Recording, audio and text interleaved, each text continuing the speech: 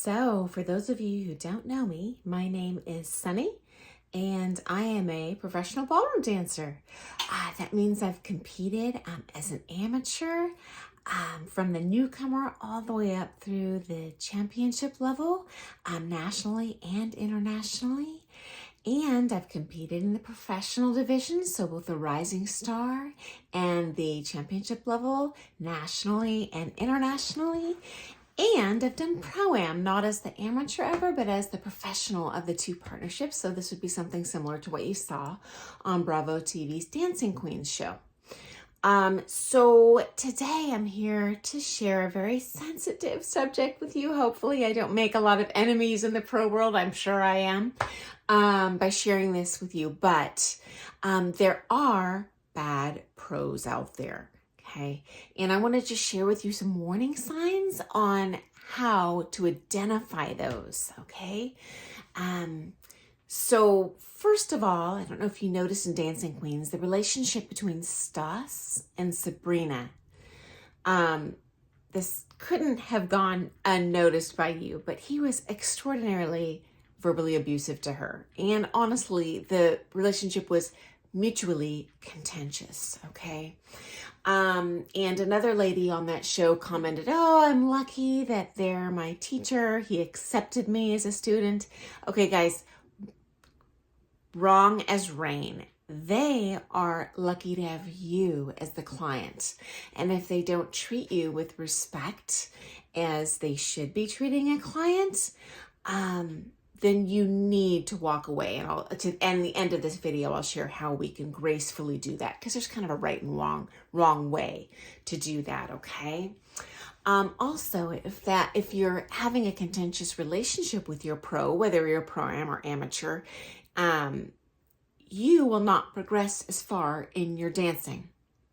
If your adrenaline is constantly jacked up, you're stressed out, and a lot of success, a huge amount of success in competition is sticking with it, okay? And if you have a stressful working relationship with your teacher, you're not gonna stick with it and you won't ever get good. So don't waste your time, okay? Okay, next warning sign. Do not buy a package. Okay, there's a number of reasons for this, but generally the lower level instructors, meaning not as skilled, will sell you on packages. You should not have to commit to diddly squat. You should be booking with them as you wish, week to week. If it fits with your schedule, you shouldn't be showing up just because you've shelled out all this money and you need to get a payback for it. Don't do it. That's a big warning sign, okay?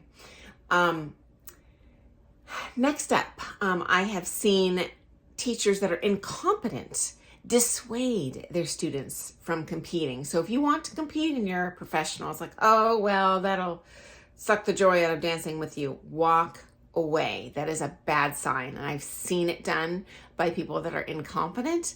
And the reality is you can shine and excel and grow with another teacher, okay?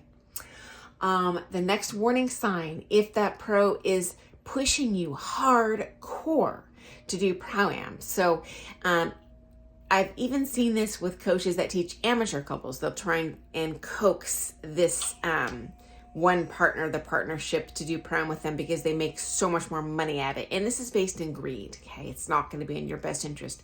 If you want to compete pro-am, yes, do it. It'll be joyful. If you're doing it because they're hounding the heck out of you and they want you to pay to show up to this comp or another, they also get financial kickbacks for the number of entries that they bring. So maybe they're going to compete with you for free, but being 10 ladies that they're financially taking advantage of to compete there with them and just use you as a vehicle to get more money, you've still got to pay for your flights and stuff. This is an expense. And as an amateur couple, you want to carefully spend your dance budget, okay?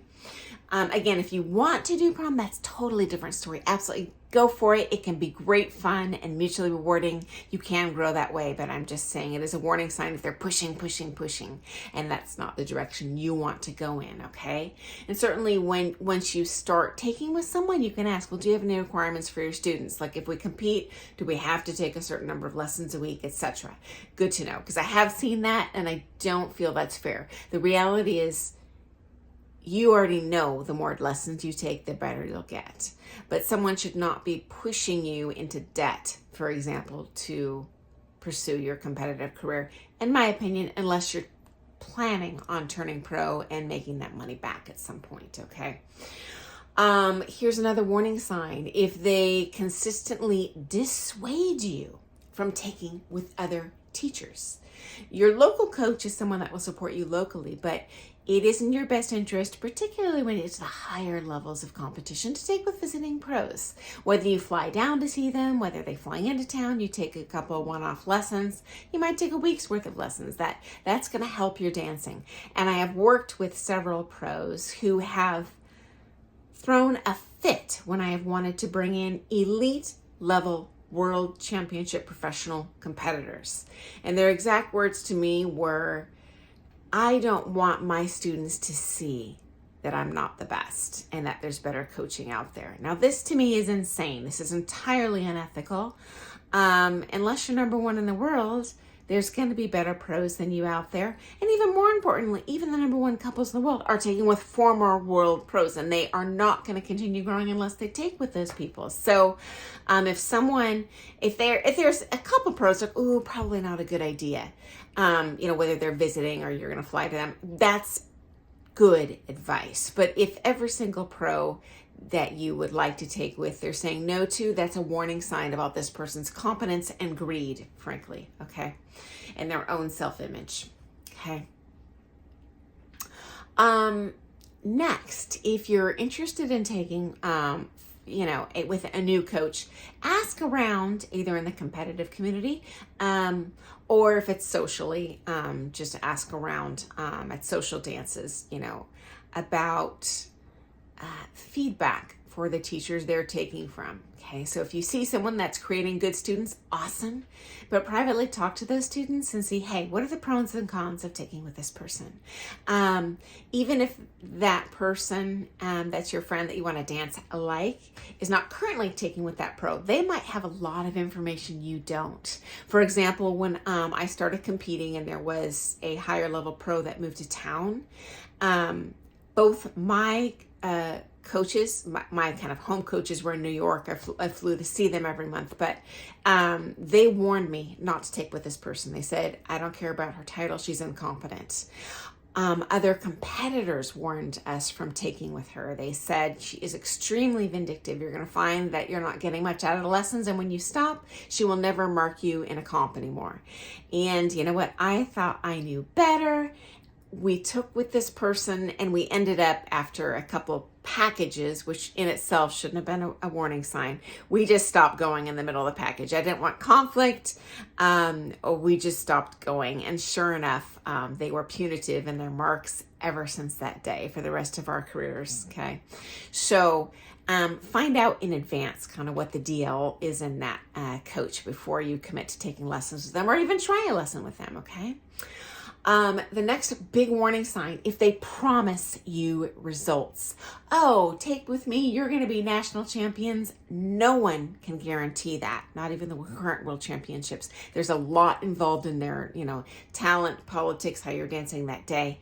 No one can guarantee that. And if they do, run away. Okay, I've actually had, I think, 3 people in the history of my pro career, I've been teaching a long time, but over the years, who were lured away by local pros who had ridiculous promises to them each time about, I'm going to make you a champion. And interestingly, all those people were given discounts to do so, which again would be a little bit of a warning sign to me. Why are you charging me differently than everyone else unless you have something to learn from me, or to gain very specifically through teaching me. And I do feel that's why they solicited these people. They wanted to pretend that they were actually capable of coaching to that skill set. And one of them were offered free lessons if they would completely stop taking with me, and telling people they no longer dance with me. And sadly, as possibly could be predicted, all 3 of these people crashed and burned when they switched to those pros, and they wasted all that money on those lessons for a year to go to nationals and end up with way worse results than the previous year. And frankly, after that, I didn't want them back. It is possible to burn a bridge with someone, and I really favor students that are going to be more long-term than just taking your money this week and, hey, I don't care what you do next week. But that's me. So anyway, do watch out for that, okay? No one can promise you results. No one. Okay, now next I want to talk about how to walk away gracefully. So once again, we've talked about the warning signs. Okay, guys, must heed these. Super important, okay? Even watch this video again if you need to, because those are important. The next suggestion is how to get out gracefully, because that in itself is a skill set. And there's kind of a right and wrong way to do that. So firstly, do not ghost them, okay? This is very disrespectful. And they're always wondering, well, did I smell bad? It's helpful for them to get meaningful feedback. Hey, I stopped taking with you because you were late to all my lessons, because I found out you were charging someone else less than me, because whatever, that's your choice. But I would give them that feedback to give them the opportunity to correct that with their other couples and students, okay? That's fair to them, okay? And you don't want them pinging you, harassing you for the next 5 months. Why aren't you taking? Why aren't you coming? Do you want next Wednesday? Save yourself the hassle. Have the uncomfortable conversation. I would recommend highly doing that in person and not via text or email or phone. Do it in person. Be respectful. Likewise, if I were going to break up with a student, which I have done occasionally, if I don't feel I'm getting, I'm the best teacher for them or whatever, I'm going to tell them in person. I'm not going to send you a text. That's very rude. I would even just set up so I wouldn't pay for that lesson. I would say, hey, can I meet you at Starbucks? I have something important to tell you about or talk with you about. And they'll do that. If they don't, that's crazy. Any pro would do that. They might immediately respond immaturely with a temper tantrum, but honestly, if they do, that was a warning sign you're taking with the wrong pro anyway. And I did work with someone who was horrible when their students would stop taking with them and switch to another pro. One even went to the extent of going into this person's personal place of business and screaming at them at their front desk in front of all the staff and clients in that person's business, like, you're never going to amount to anything, and you're stupid, and you're nobody, blah, blah, blah. However, if she had investigated in advance with her current coach and other amateurs that have taken with this person, she would have known not to go down that bunny trail, because this person has a history of having abusive relationships with their students and abusing them to the point of stalking them and such if they quit. So save yourself that hassle. And if that does happen to you, you know what? You made the right choice, and that just confirms that you were doing the right thing, okay? No one owns you, okay? As a student, you can go where you please. So anyway, I hope that's been helpful. If you have any questions, feel free to comment below. I'm always happy to share kind of an insider perspective on what you can do to help your dancing and make it a more joyful, productive, successful experience for you. So please give me that thumbs up if you like that, or if it was helpful. Please comment below. And subscribe to my channel. I'm not monetized at all, but that just makes me happy. And when I see a lot of views or thumbs up on a particular video, it helps me refine my future content to share things that I think will be most helpful to you, because that's my goal. So have an awesome day. And if you found that to be helpful, or you've had a different experience or a similar experience, we'd all love to hear that in the comments below. So please share. Talk to you soon. Bye, guys.